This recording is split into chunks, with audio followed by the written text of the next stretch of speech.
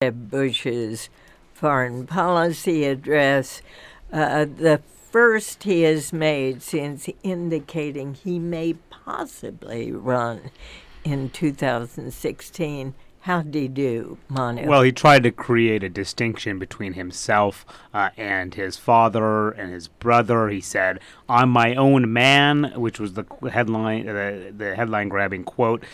In addition, he said the mistakes were made in Iraq. But other than that, he sounded a lot like his brother. I mean, his foreign policy, he talked about how he thought the NSA surveillance program was a legitimately good program. He called for higher defense budgets.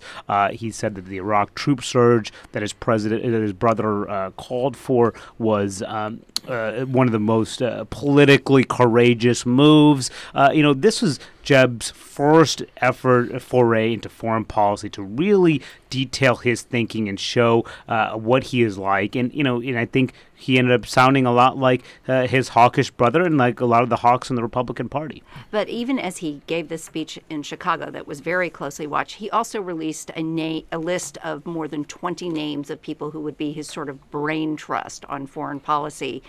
And it included, it basically felt like he was checking the box of every strain of foreign policy thought in the mainstream Republican Party. It had some relative moderates like former Secretaries of State George Shultz and James Baker, but it also had Paul Wolfowitz, who was an architect of the Iraq War.